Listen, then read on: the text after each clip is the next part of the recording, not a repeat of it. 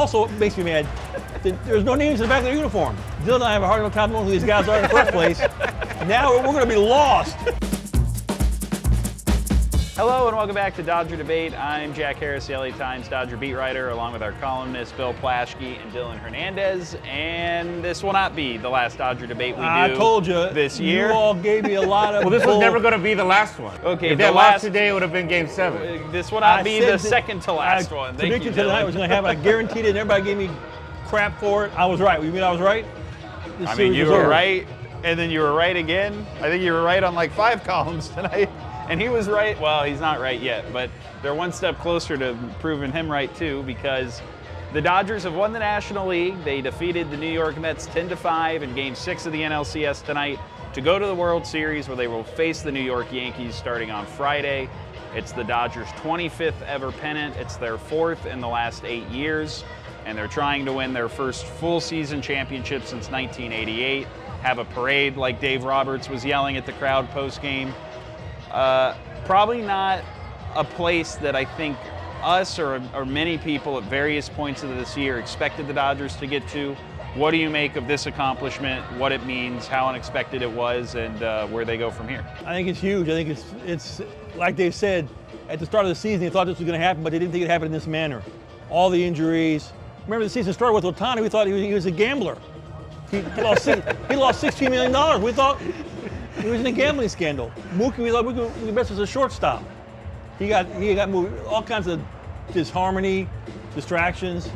They fought through it. They endured. I'm saying this is the 3rd best Dodger team in my lifetime. Well, actually, before my lifetime. The 55 Dodgers were great, and the 63 Dodgers were great. This is the best modern-day Dodger team. Wow. Yeah.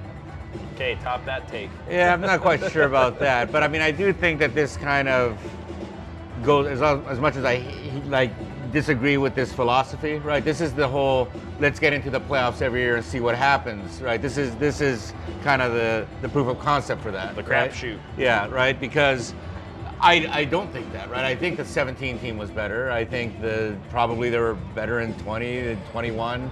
Oh, no way. But I think that. And I think that if they get the Padres in a 7-game series, I'm not sure we're talking about this. But that said, again, I'm not taking anything away from them because they did earn that. They did earn that. Right? No, I mean they earned the right to play. They won the World Series. Yeah, Come on, man. That's my whole point, though, is that sometimes, right, you don't have the best team necessarily, but things just kind of break your way. And they did create their own luck. Again, the regular season put them in position to get the Padres in a 5-game series, right? They're playing the Padres in a 7-game series. I'm not sure they're there. But the whole point is, I do think that throughout kind of the process of this thing, I do think you're kind of seeing a character of this team develop, right? And frankly, I just don't see a way that they lose to the Yankees, who frankly, don't look very good and, haven't played anybody. And I just think that the Dodgers at this point, we've seen them kind of come back from things. Even today, not to make too much of like a 1-run deficit in the first inning, but, I was thinking about sending out a tweet kind of joking, should the Dodgers punt this game, right? I mean, because that's kind of the position they're in, but they come back from things, right? And, and they responded right away. And that was one thing that they had to do, I think, in that first inning. And Ohtani coming up against a guy that completely owned him the last time they faced each other.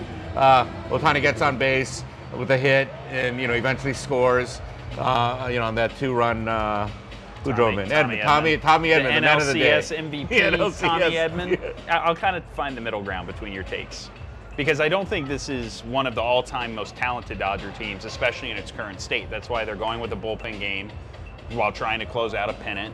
It's why, the Tommy Edman is batting cleanup, a guy who played 2 months this year after being acquired at the trade deadline. But what it is a team that probably more than any, at least of this current Dave Roberts, Andrew Friedman run, has gotten to the playoffs with some problems, a lot of problems, and really just outperformed what probably the talent level was, right? Like, they've gotten contributions from literally everybody. Right down to the Ben Kasparius in the bullpen, who's a rookie that we hardly even talked about this year and was only put on the playoff roster after an injury to another pitcher. I have to admit, a month ago I thought that was a made-up name. like Joey Lucchesi? Yeah. I had no idea he was on the team. But that's what this run to me has been about. Like, it's still a very talented team. You still have Shohei Ohtani. You still have Mookie Betts. You still had some starters that gave you enough to save the bullpen just enough so that you could use them in the way they use them tonight. But to play the level that they have over the last couple weeks, especially since going back to Game 4 of the NLDS when they're facing elimination, that's really hard to do. They just scored the most runs of any team in NLCS history. I think in any playoff series. In 6 ever. games, they did it.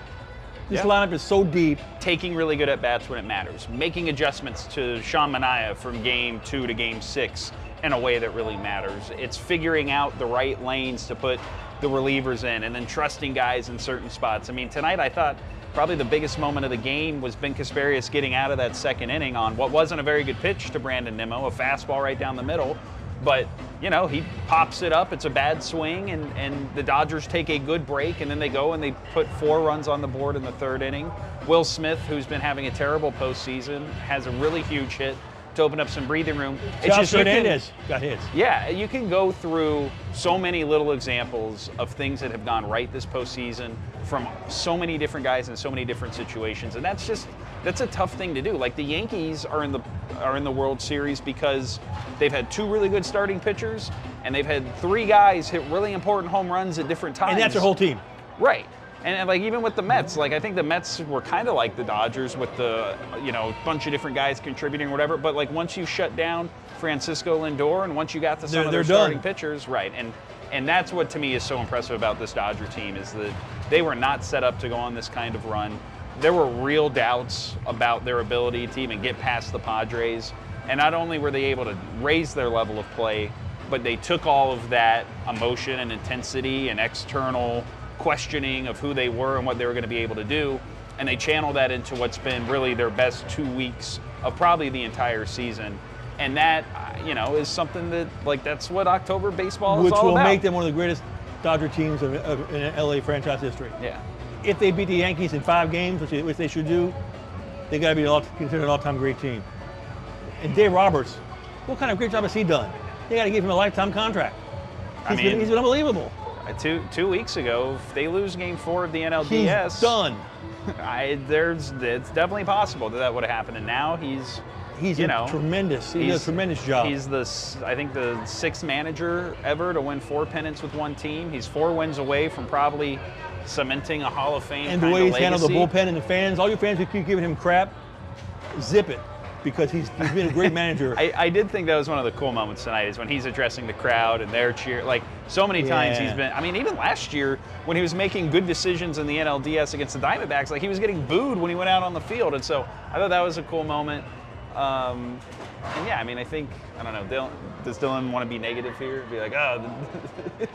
No, like, look, like, they won, I just don't know, like, all-time great Dodger team. They've had some really good teams here, right? It's not an all-time team. Let's wait and see what the best happens. teams don't always win in this sport. Let's wait and see what happens. And I think there are parts of it. I like the offense more than probably I've liked any Dodgers offensive team right now. Tremendous. And I do think the fact that, when I think of like some of the better Dodger offenses, right? It's 2013 Dodgers.